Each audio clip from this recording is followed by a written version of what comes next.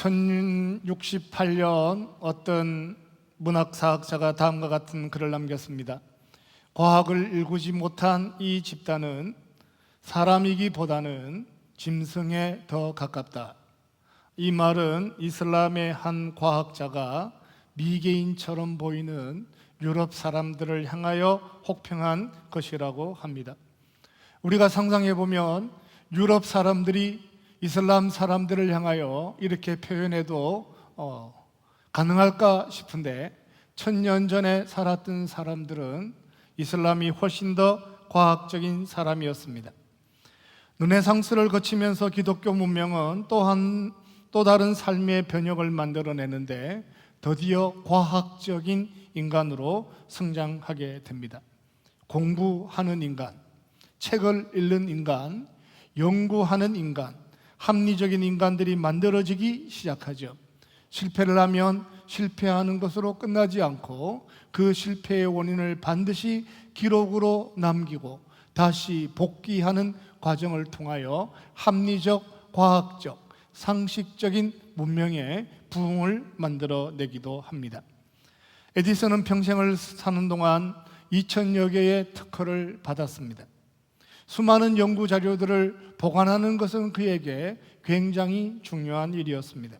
그러던 어느 날 그의 연구실에 있던 수많은 자료들이 불에 타게 되었습니다. 그때가 1914년 12월이었습니다. 우리는 일제강점기를 경험하고 3.1 운동이 일어나기도 전에 에디슨은 세계의 발명 특허를 2000개나 가지고 있는 사람이었습니다. 에디슨의 연구실이 불탔다는 이야기를 듣고 수많은 사람들이 걱정합니다. 큰일 났구나. 지금까지 쌓아놓았던 모든 연구 자료를 한꺼번에 잃어버렸으니 이제는 에디슨은 어떻게 새롭게 일을 할 수 있을까 염려하고 걱정하고 절망할 때 에디슨이 이런 이야기를 합니다. 지금까지 연구했던 내 모든 오류가 불에 탔으니 지금이야말로 모든 것을 새롭게 할 수 있는 절호의 기회를 만나게 되었습니다. 지금까지 내가 연구했던 모든 자료를 놓쳐버린 것, 아까운 것도 있지만 그 불타는 것에는 내가 가졌던 내 삶의 오류도, 내 연구의 오류도 함께 불타게 되었으니 지금이야말로 그 모든 것들을 뒤로하고 새롭게 도전할 수 있는 절호의 기회를 가졌다라고 하는 것이 에디슨의 판단이었습니다. 그리고 나서 그는 14일 뒤에 우리가 잘 아는 축음기라고 하는 것을 발명하게 됩니다. 오늘 우리가 가지는 한계를 뛰어넘어서 일하시는 하나님의 은혜에 대하여 함께 말씀을 묵상하려고 합니다. 우리가 읽던 본문 말씀 4절을 다시 한번 보시기 바랍니다. 4절 같이 읽겠습니다. 마침 유대인의 명절인 유월절이 가까운지라. 4절은 오늘의 오병이어 사건이 발생하게 된 배경에 대하여 정확하게 설명을 하려고 최선을 다하고 있습니다. 요한은 이 사건이 요한복음 6장에 기록되어져야 된다라고 생각을 하고 이 사건은 유월절이라고 하는 명절쯤에 기록되어졌다라고 증언합니다. 유대인들의 명절이 되면 유대인들은 성전에 올라가서 하나님 앞에 제사하고 1년에 3번 성전에 올라가서 하나님을 만나야 하는 것이 유대인들의 오랜 전통이었습니다. 전국에 있는 모든 남자들은 예루살렘으로 가야만 합니다. 고향을 떠나서 먼 길을 가는 동안 그들에게는 성전을 사모하는, 하나님을 만나기를 소망하는 순례임으로 순례자의 길을 걷기도 했습니다. 꼭 사람들이 이런 질문을 합니다. 목사님, 그러면 남자들만 예루살렘에 올라가면 여자들은 올라가지 말아야 하나요? 율법에 모든 남자들은 예루살렘에 올라가라, 성전에 가서 1년에 3번 여호와 앞에 제사하라 율법에 기록되어져 있다면 여자들은 올라가는 겁니까? 라고 질문을 합니다. 우리가 늘 기억하고 살아야 되는 것은 하나님 우리에게 무엇인가를 말씀하셨을 때 그 말씀은 언제나 우리를 사랑하는 것이고 우리를 구원하는 것이고 우리를 위하는 하나님의 표현이었다라고 하는 것을 이해하고 살아야 합니다. 누가복음 2장에 보면 이런 말씀이 등장합니다. 예수께서 12살 되었을 때에 그들이 이 절기의 관례를 따라 올라갔다가 그 날을 마치고 돌아갈 때에 아이 예수는 예루살렘에 머무셨더라. 아이 12살 아이가 예루살렘에 머물 수 있는 그런 시간이었습니다. 그 부모는 알지 못하고 라고 하는 표현 안에 이스라엘 백성들이 저 길을 따라 예루살렘에 올라갈 때 그의 어머니도 함께 갔다라고 하는 것을 증명하죠. 어린 12살의 예수님도 함께 올라갔다라고 표현하죠. 율법의 남자만 올라가서 하나님 앞에 1년에 3번 얼굴을 보여라 말씀하셨는데, 그 여행 중에 어머니도 함께하고 어린아이도 함께했던 역사적 사실에 대해서 누가가 증언을 하고 있습니다. 예수님이 부모의 손을 잡고 성전에 올라갔다는 이야기를 수십 번 들었음에도 불구하고 여자도 그때 올라가야 되냐라고 질문하는 그 질문은 어디서 만들어진 질문일까요? 여자들도 함께 가야 했습니다. 원래 남자들은 손이 많이 가는 동물인데 그 먼 길을 혼자 보낸다는 것이 가능하겠냐라고 물어보면 여자들은 불가능하다라고 표현합니다. 한 달을 여행하는 동안 밥은 누가 할까요? 한 달을 여행하는 동안 빨래는 누가 할까요? 엄마가 떠나는 자리에 아이는 집에서 기다리고 있을까요? 라고 물어보면 보편적 상식은 함께 가는 것이 당연하고 여자가 동참하는 것이 당연하고 어린아이들도 동행하는 길이었다라고 하는 것을 알 수 있죠. 남편이 가는 길에 함께 갑니다. 그러니까 오늘 본문에 남자만 5,000명이었다라고 하는 이야기는 그 속에 포함되어져 있는 모든 여인들과 가족들도 함께 표현하는 숫자라고 표현할 수 있습니다. 본문을 읽는 모든 사람들이 6월절 가까웠을 때라고 하는 글자를 읽으면서 아, 그렇구나, 그 길에는 남자들만 간 것이 아니라 6월절에 예루살렘에 올라갈 때 온 가족이 간 것처럼 순례자의 길을 걷던 사람이었다라고 하는 것을 알게 된 것이죠. 여자들의 그림을 한번 그려보시기 바랍니다. 그 사이에 끼어있는 아이를 한번 그림을 그려보시기 바랍니다. 부모와 떨어져서 무엇인가를 손에 들고 써있는 그 그림이 그려지십니까? 아, 그렇구나. 예수님이 부모와 함께 예루살렘에 올라갔다가 내려오실 때에 헤어진 것에 대해서, 멀어진 것에 대해서 말씀하지 아니하시고 친족 중에 누군가에게 손을 잡혀 있겠구나, 그 어디에 머물러 있겠구나, 지금 우리 눈앞에 보이지 않지만 아이는 이 집에도 가 있고 삼촌 집에도 가 있고 이모 집에도 갔다가도 내일 다시 만나고 헤어졌다가 다시 만나는 일들은 일상에서 반복되는 일이다 라고 말씀을 합니다. 재미있는 것은 요한이 그것을 유대인의 명절이라고 표현하고 있는 장면입니다. 율법에 따라서 그렇게 했다라고 표현하지 않습니다. 십자가를 경험하고 난 다음에 제자들은 새로운 시각을 얻게 되었는데 6월절에 성전에 올라가는 것은 율법에 관한 것이 아니라 유대인들의 전통이다라고 하는 것을 알게 되었습니다. 요한도 유대인이었습니다. 그도 지금까지 유대인으로 살았지요. 그렇지만 예수 그리스도를 만나고 예수 그리스도의 십자가의 은혜를 경험하고 더 이상 유대인으로 살지 않고 예수 그리스도의 제자로 살아가는 동안 6월절 때가 되면 성전에 올라가는 것은 예수 믿는 모든 사람들이 살아가는 삶의 방식이 아니라 유대인들에게 허락하신 하나님의 전통이었다라고 하는 것을 알게 되었다라고 그가 고백을 하고 있습니다. 이것은 모든 사람들이 지켜야 하는 것이 아니라 유대인들이 가지고 있는 명절이었습니다. 유대인의 명절로 존중하기에 충분하지만 그렇다고 해서 모든 사람들이 지켜야 되는 내용은 아니었다라고 하는 것입니다. 예수 믿는 모든 사람들이 지키는 것이 아니었다라고 하는 것을 요한이 분명하게 설명합니다. 유대인의 전통을 따라 나도 함께 그 길을 걸어갔지만 이제 요한복음을 기록하는 요한복음 6장에 와서 다시 그 일을 돌아보니 그것은 모든 사람들이 지켜가는 것이 아니라 유대인들이 지키는 것이다 라고 표현했습니다. 성경에 등장하는 어떤 말씀들에 보면 유대인들이 지켜야 하는 것들이 있죠. 성경에 등장하는 어떤 말씀들에 보면 제사장이 지켜야 되는 것들이 있습니다. 제사장은 이렇게 살아라 말씀했습니다. 에봇을 입어라 이렇게 말씀하시고 올라갈 때 어떤 것들을 하라 이렇게 표현했다면 그것은 제사장에게 하는 이야기지 모든 사람이 그렇게 해야 된다라고 하는 이야기가 아니죠.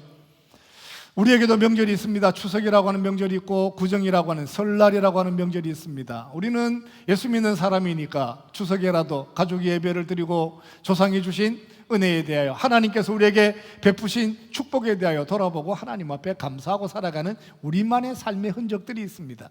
그렇지만 우리가 추석에 가정예배를 드린다고 하는 것 때문에 세상에 있는 모든 이 세상 지구에 건재하는 모든 사람들이 함께 추석에는 예배를 드려야 된다라고 표현한다면 따라올 수 있는 사람들이 있을까요?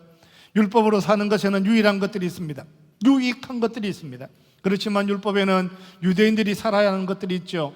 율법에는 유대인들이 하나님 앞에서 지켜야 하는 것을 가지고 있지만 모든 사람들이 하는 것은 아니다라고 하는 것입니다. 똑같은 조선을 살아가지만 조선에는 양반들이 지켜야 하는 것들이 있습니다.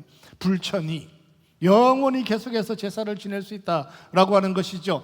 4대 봉사, 증조 할아버지, 고조 할아버지 4대까지 제사를 지낸다라고 하는 이야기가 경국대전에 적혀 있는 것은 사실이지만 그렇다고 해서 모든 사람들이 지키는 것이 아닙니다. 조선을 사는 양반 1%의 사람들만이 지켜야 하는 것들이고 나머지 모든 사람들은 그와 상관없는 그 세월을 살아가는 거죠. 유대인들은 지금도 자기들의 명절에 예루살렘으로 올라가는 것을 지키고 있습니다. 그들에게는 명절이지만 우리에게는 고난주간이 될 수밖에 없습니다. 오늘 이야기는 그때 일어난 일들이었습니다. 모든 사람들이 순례자로 예루살렘에 올라가려고 하는 때에, 수많은 사람들이 몰려드는 때에 예수께서 영원한 생명의 떡에 대하여 설명하시기 위하여 준비하신 사건이라고 말씀합니다. 사랑하는 성도 여러분, 하나님의 말씀을 읽고 묵상할 때마다 하나님의 사랑의 시각으로, 하나님을 사랑을 경험하기를 원하는 소망으로 하나님의 말씀을 묵상하고 찾을 때마다 그 속에서 하나님의 사랑을 경험하고 살아가는 은혜의 사람들이 되시기를 주님의 이름으로 축원합니다. 옆 사람하고 축복합시다. 사랑합니다. 축복합니다. 당신은 복받은 사람입니다. 왜 복받은 사람입니까? 하나님의 말씀을 읽을 때 하나님의 사랑을 발견하기 위하여 성경을 읽는 사람이 축복인 거예요. 하나님의 말씀을 읽을 때 의문과 의심과 두려움으로 말씀을 정하는 것이 아니라 하나님이 자기에게 허락하신 하나님의 말씀이 무엇인지에 대하여 관심을 가지고 찾아갈 수 있는 태도를 가진 것만 해도 축복이다라고 말씀합니다. 제일 중요한 것은 믿음의 눈으로 그 말씀을 보아야 한다라고 하는 사실입니다. 5절을 다시 한번 보시기 바랍니다. 예수께서 눈을 들어 같이 읽읍시다. 시작. 예수께서 눈을 들어 큰 무리가 자기에게로 오는 것을 보시고 빌립에게 이르시되 우리가 어디서 떡을 사서 이 사람들을 먹이겠느냐 하시니, 많은 무리들을 보시고 예수께서 빌립에게 이 많은 사람들에게 어디서 떡을 사서 먹이겠느냐라고 물었습니다. 이유는 예수님께서 가장 합리적이셨기 때문에 합리적인 질문을 하셨다라고 말씀합니다. 하나님의 아들이셨지만 제자들과 함께 3년을 살아가는 동안 그분이 보여주신 것은 합리적이고 상식적이고 과학적이고 모든 사람들이 살아가는 삶의 보편적 진리를 따라 말씀을 하셨습니다. 초자연적인 것과 극히 상식적이고 합리적인 것을 넘나드시는 예수님을 본문에서 만나게 됩니다. 그는 빌립을 시험하셔서 더 성장하는 제자로 만드시기 위하여 새로운 것을 설명하셨는데, 많은 무리들이 자기에게 찾아오는 것을 보시고 예수님은 빌립에게 어디에서 떡을 사면 이 많은 사람들을 먹일 수 있겠느냐라고 물었습니다. 상식적으로 생각해 보면 누구에게 이 질문을 해야 되냐? 유다에게 질문을 해야 되죠.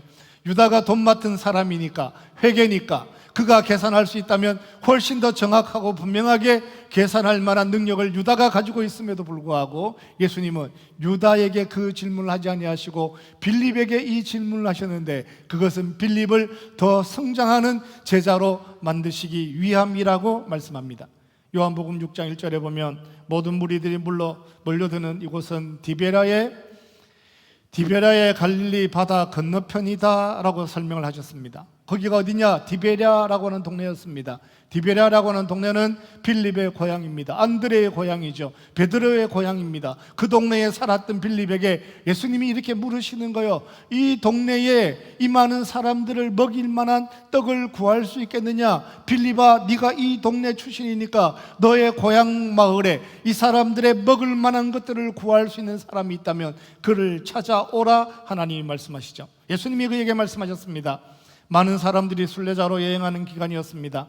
예수님은 수많은 사람들이 자기들에게 몰려오는 것을 보시고 그 동네 출신이었던 빌립에게 이 동네에 이 많은 사람들을 먹일 만한 것을 구할 수 있겠느냐라고 질문을 하셨습니다. 유대인들이 유월절에 예루살렘으로 올라가는 것은 때는 그 길목에 있는 모든 동네에서 명절 대목 장사를 준비하는 기간이었습니다. 해마다 순례자들이 올라갑니다. 해마다 순례자들이 오고 가는 길에 수많은 사람들이 오고 가는 그 동네 안에서 떡을 팔기를 준비하는 사람, 장사를 잘 하는 사람이 있는데 2만 명 정도의 먹을 것을 구할 만한 사람이 있겠느냐고 물었습니다. 로마의 황제였던 네로 황제가 역사가에 있던 요세푸스에게 질문을 합니다. 유대인들은 6월절마다 예루살렘에 모이는데 도대체 예루살렘에 모일 때마다 도대체 양을 몇 마리나 양을 잡느냐라고 요세푸스에게 질문했습니다. 요세푸스가 기록에 남기기를 이스라엘 백성들은 6월절마다 성전에 올라가는데 그 6월절 기간에 잡히는 양이 무려 25만 6,500마리가 된다라고 보고를 했습니다. 26만 5천 마리. 황제가 물었는데 역사학자가 기록에 남기기를 26만 5천 마리라고 표현하면서 예수님의 제자들과 함께 6월절 양을 드시기 위하여 한 마리의 양을 잡아서 10명이 먹었던 것을 생각해 보면 무려 예루살렘에는 명절에 250만 명이 오고 간다라고 추측할 수 있다라고 보고서를 만듭니다. 250만 명이 오고 가는 길에 양이 25만 마리가 잡히는 그 과정 가운데 누군가는 틀림없이 부당 이익을 가지는 사람이 있을 것이고 누군가는 그 장사 속에서 틀림없이 대단한 이권을 가진다면 제사장들이 행여라도 거기서 돈을 많이 번다면 얼마만큼 돈을 벌 것에 대하여 알고 싶은 것이 황제의 욕망일 수도 있었습니다. 250만 명이 이동하는 시간들을 한번 생각해 보시기 바랍니다. 어떤 사람들은 고향에서 보리떡과 물고기를 미리 구워서 가지고 올라오는 사람들이 있겠죠. 가까운 곳에 있는 사람 10일 정도를 여행한다면 오고 가는 길에 떡을 만들어 가는 것이 훨씬 더 유리할 수 있습니다. 그 정도는 10일 동안은 상하지 않으니까 생선이라도 구워서 가면 훈제라도 하면 2주 정도는 견디니까 집에서 도시락을 준비하는 것이 훨씬 더 합리적인 판단이 될 수 있겠죠. 그런가 하면 어떤 사람들은 멀리서 오는 길이니까 보리떡이 상할 가능성이 있으니 우리는 처음부터 출발할 때 보리떡을 준비하는 것보다 돈을 들고 가서 가는 길에 그것을 준비하는 사람들에게 사서 먹는 것이 더 합리적이다라고 판단하는 사람들도 있겠죠. 외국에서 참석하는 사람들은 처음부터 떡을 준비하기도 어렵고 양을 준비하기도 어려운 사람들은 출발할 때부터 돈을 가지고 예루살렘 가까운 곳에 가면 디베리아에 쉬었다가 이틀을 머물렀다가 떠나고 여리고에서 다시 한번 보리떡을 사고 올라가서 어린 양을 사면 돈으로 그 어린 양을 사서 6월절 양을 먹고 제사하면 그것이 훨씬 더 각자가 살아가는 삶의 합리적인 결단과 판단이 될 수도 있겠죠. 그 중에 어떤 사람들은 아예 먼 곳에서 오니까 터키로부터 오는 여정을 내년에도 또 오게 된다면 1년 전부터 예약금을 걸고 내년에도 양 한 마리가 30만 원 할 것 같은데 그 중에 5만 원으로 미리 예약금을 걸 테니 내년에도 양을 준비해 주시오라고 부탁하는 누군가도 있을 수 있겠죠. 빌립에게 너희 동네에 이 많은 사람들을 먹일 만한 것을 준비하는 장사하는 집이 있느냐라고 물었을 때 빌립은 알면 안다고 하고 모르면 모른다고 하고 알기는 알지만 지금 당장 구하기에는 저녁 시간이 너무 늦어서 어려울 것 같습니다 라고 대답할 수도 있습니다. 빌립은 200데나리온 정도가 있으면 가능할 것이다 라고 대답을 했습니다. 우리가 명절에 기경길에 오르내리는 일들을 보면서 깜짝 놀라는 것은 고속도로 휴게소입니다. 여러분 명절에 고속도로 휴게소에 들어가 보셨어요? 그 많은 사람들이 화장실 가기 위해서 1시간씩 줄을 서야 하는 그 고속도로 휴게소를 경험해 본 적이 있습니까? 올해만 하더라도 무려 480만 명이 그 고속도로를 이동을 했습니다. 하루 유동인구가 480만 명이 이동하는 동안 휴게소에서 장사를 하는 사람들은 무엇을 할까요? 그렇구나, 국밥을 5만 개 준비해야겠다, 우동을 5만 개를 준비를 해야겠다, 소떡이 필요하겠다, 떡볶이를 준비해야겠다. 제가 최근에 소떡을 먹었는데 가로 늦게 제가 깨달은 맛, 소떡 정말 맛있었습니다. 제가 나이가 들어서 발견한 두 가지 음식이 있는데 하나는 고사리라고 하는 것이고요. 고사리를 왜 먹을까 이렇게 생각했는데 어느 날 고사리가 참 맛있다 하는 생각이 들고요. 명절 때는 아닌데 여행 가다가 휴게소에서 소떡 먹었는데 그 다음부터 제가 이게 소시지에 꽂혀가지고 아침 저녁으로 소시지를 먹는 시간들을 살아가고 있습니다. 소시지 좋아합니다. 뭐 고등어도 좋아하고 갈치도 좋아하고 다 좋아합니다. 왜냐하면 제가 이제 소시지 좋아한다 그러면 다음 주에 계속 소시지를 먹어야 하기 때문에 저 다른 것도 좋아합니다. 한번 생각을 해보세요. 장사를 하는 사람이에요. 손님이 10만 명 정도 올 것 같아요. 냉동실에 소시지를 준비하지 않겠어요? 디베라에 사는 어떤 사람들이 늘 그렇게 살아요. 6월절이 되면 우리 동네를 지나가는 사람이 하루에 1000명인데 10일 동안 2만 명이 지나가는데 보리떡을 미리 구워서 저장해 놓고 생선 미리 구워서 만들어 놨다가 그 일주일 사이에 올라가는 한 주일 동안 2만 명을 팔고 내려오는 동안 2만 명을 팔면 이번 명절에는 10만 개의 보리떡을 팔 수 있겠구나 생각하는 그 누군가가 너희 동네에 있느냐라고 물었을 때 빌립은 2만 데나리온이면 사올 수 있다라고 표현을 하는 거예요. 200데나리온이라고 하는 것은 노동자가 200일 동안 일하는 겁니다. 하루 동안 하루에 일하면 노동자는 1데나리온을 받죠. 200데나리온 큰 돈이기도 하지만 작은 돈일 수도 있습니다. 예수님이 12제자와 함께 다니시면서 빌립에게 얘기하기를 200데나리온을 구해라 그랬을 때 빌립이 이렇게 표현할 수도 있어요. 예수님, 제가 아는 집에 가서 200데나리온치를 외상으로 지급해서 그 떡을 오늘 나눠주고 난 다음에 6월절 끝나고 우리가 제자들과 함께 15일 보름 동안만 일을 하면 200데나리온을 구할 수 있습니다. 예수님도 함께 참석하시면 13 곱하기 15, 15일 보름만 일하면 195데나리온을 구할 수 있으니 우리에게는 굉장히 커 보이기도 하지만 가능한 돈이기도 합니다 라고 하는 이야기를 빌립이 대답하는 겁니다. 사랑하는 성도 여러분, 하나님의 은혜 안에 부르심을 받아 하나님이 무엇인가를 말씀하실 때마다 가능한 것으로 찾아오셔서 그 가능한 일들 속에서 합리와 상식과 과학적 기회 안에서도 얼마든지 일하게 하시는 하나님을 신뢰하고 살아가는 믿음의 사람들이 되시기를 주님의 이름으로 축원합니다. 하나님의 꿈을 이루기 위해서 늘 초자연적인 거나 기적만이 필요한 것이 아니다라고 하는 거예요. 하나님 우리에게 무엇인가를 말씀하실 때 그 하나님의 말씀은 언제나 가능한 것이었습니다. 하나님이 무엇인가를 말씀하실 때 그 말씀을 듣고 하나님이 원하시면, 예수님이 원하시면 그 원하시는 일들에 200데나리온 우리가 함께 보름 동안 일을 했으라도 먹일 수 있습니다. 우리가 함께 그 일들에 대하여 합리적으로 상식적으로 생각만 하더라도 얼마든지 그 일들은 감당할 수 있는 일입니다 라고 하나님 앞에 믿음의 상식을 가지고 살아가는 것도 축복이다 라고 설명을 하시는 거예요. 사랑하는 성도 여러분, 합리와 상식 안에서도 일을 만드시는, 일을 이루시는 전능하신 하나님을 신뢰하고 살아가는 믿음의 사람들이 되시기를 주님의 이름으로 축원합니다. 할렐루야, 할렐루야. 뭐가 믿음이에요? 합리적이고 상식적인 것도 믿음인 거예요. 일터에 나가서 힘써 수고함으로 9시에 출근하고 6시에 퇴근하는 일을 평생 살아도 합리적 상식 안에서 하나님의 복을 경험하고 살아갈 수 있다고요. 하나님이 그렇게 살아라 말씀하셨고 하나님이 그 은사를 주셨고 하나님께서 그 일에 부르심을 받았다면 그 일들을 통하여 소명자로 세상을 살아도 하나님의 꿈을 얼마든지 이룰 수 있다라고 하는 얘기를 우리에게 말씀하고 싶은 거예요. 예수님이 시험하셔서 불가능한 일인데 얼마나 믿음 좋은 일인가를 시험하려고 이 일을 하신 것이 아니라 너희의 상식적 보편적 합리 안에서도 얼마든지 가능한 일이다라고 예수님이 제자들에게 말씀하셨습니다.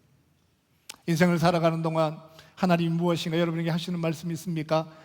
못해요. 코로나 중에 어떻게 그걸 하고 삽니까?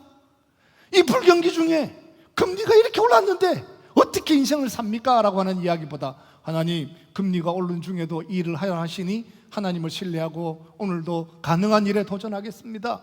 세상이 호경기가 되든 불경기가 되든 하나님께서 원하시는 일이라면 제가 오늘 하나님 말씀에 원하시는 대로 그 일에 순종하는 삶을 살겠습니다라고 고백할 때 그 믿음의 공동체 안에서 만나는 기적이 있다라고 말씀하시는 거예요. 아브라함은 하나님이 너에게 아들을 주신다라는 말을 들었을 때 불가능하다, 안 된다, 도대체 무슨 말씀하십니까? 저의 형편을 이해를 하십니까? 제 나이가 90입니다 75세입니다 99세가 되었습니다. 이렇게 자기 자신의 형편을 가지고 이야기하지 아니하고, 그것은 하나님이 하신 이야기이기 때문에 함께 참여함으로 기적을 경험하고 살았습니다. 왜? 그것이 하나님의 말씀이기 때문에. 하나님의 말씀을 듣는 자가 하나님의 축복을 경험하고 살아가죠. 10절을 보시기 바랍니다. 10절. 예수께서 이르시되, 같이 읽읍시다. 시작. 예수께서 이르시되 이 사람들로 앉게 하라 하시니 그곳에 잔디가 많은지라 사람들이 앉으니 수가 5,000명쯤 되더라. 다시 본문을 보니 이상한 것이 하나도 없습니다. 명절에 수십만 명이 이동하는, 250만 명이 이동하는 동네에서 2만 명, 1%의 사람이었습니다.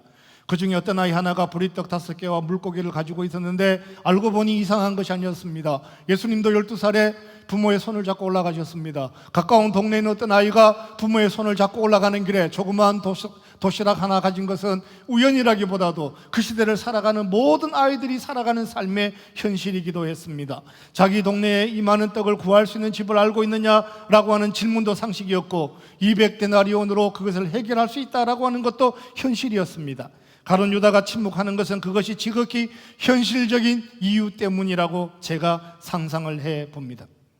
그런데 예수님은 이 모든 것을 뛰어넘어서 이 많은 사람들을 자리에 앉으라 이렇게 말씀하십니다. 지금까지는 상식적이었습니다. 보편적이었습니다. 누구든지 가능한 일이었습니다. 그런데 예수님께서 말씀하시기를 그 보편적 상식을 뛰어넘는 일들을 위하여 그 자리에 앉으라 말씀을 하십니다.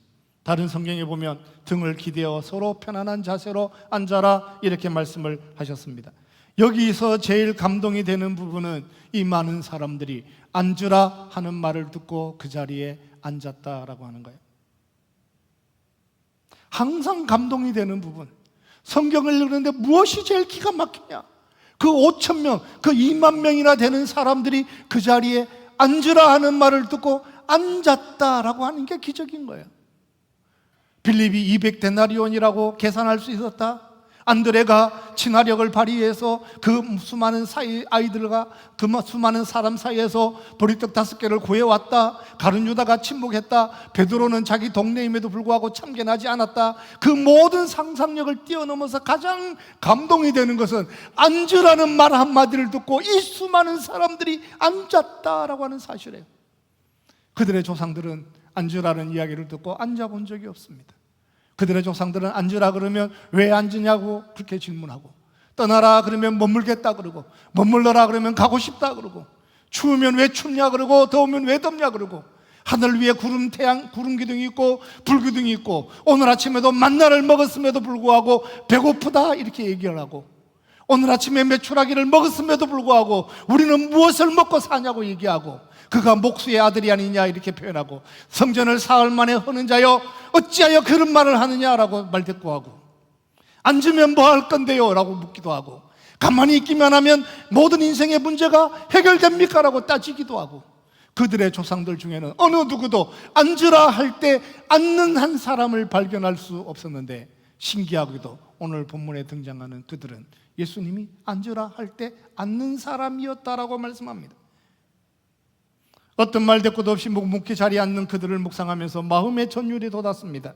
목자 없는 양같이 유리방황하는 자기 백성들을 불쌍히 여기시는 주님의 음성을 듣고, 주님, 우리의 삶의 연약함을 도우시기를 원합니까? 그 도우심에 대하여 제가 할 수 있는 일이 무엇일까요? 하고 물었을 때, 너는 아무것도 할 일이 없단다. 그 자리에 앉으라 얘기할 때 앉는 것만이 내가 생명의 떡에 참여할 수 있는 유일한 길이라고 예수님이 말씀하셨을 때, 거기 앉는 사람들이 생명의 떡에 참여하는 기적 같은 은혜들을 경험하고 살아갑니다. 그 2만 명 중에 가장 앉기 어려웠던 사람이 누굴까요? 나는 그 2만 명 중에 앉기가 가장 어려웠던 사람은 부자 누구라고 생각이 들어요. 2만 명이 같이 다 앉으라고? 지금이다. 여보, 지금 일어나서 동네에 갑시다. 지금 떠나면 우리 먹을 떡은 살 수 있으니 여기 멍청하게 앉아있지 말고 우리는 나가서 우리가 먹을 떡을 우리가 구합시다 라고 누군가가 생각을 했다면, 그는 오늘 저녁 먹을 양식을 구할 수는 있지만 생애 가운데 단 한 번 주어진 생명의 떡을 먹고 살아갈 수 있는 절호의 기회를 놓쳐버리는 거죠. 그는 생애 가운데 최대의 실수를 할 수도 있습니다. 문제를 해결하는 필립이 아니어도 좋습니다. 탁월한 친화력으로 인간관계를 더 넓혀가는 사업자가 아니어도 됩니다. 생명의 떡이 여기에 있음을 기억하고 하나님 우리의 삶에 찾아오셔서 무엇이라고 말씀하시든지 앉으라 할 때 앉고 일어서라 할 때 일어서겠습니다 라고 하는 그 태도가 생명의 떡을 만나게 하고 기적을 경험하는 은혜의 삶이다 라고 말씀합니다. 앉아 있기만 해도 은혜가 되는 이 자리, 연속해서 7주 동안 훈련하고 하나님의 은혜를 사모할 때 우리의 생각을 뛰어넘는 보편적 합리적 상식을 뛰어넘는 기적으로 생명의 떡으로 참여하시는 찻떡으로 찾아오시는 예수 그리스도의 축복을 경험하고 살아가는 저와 여러분의 삶이 되시기를 주님의 이름으로 축원합니다.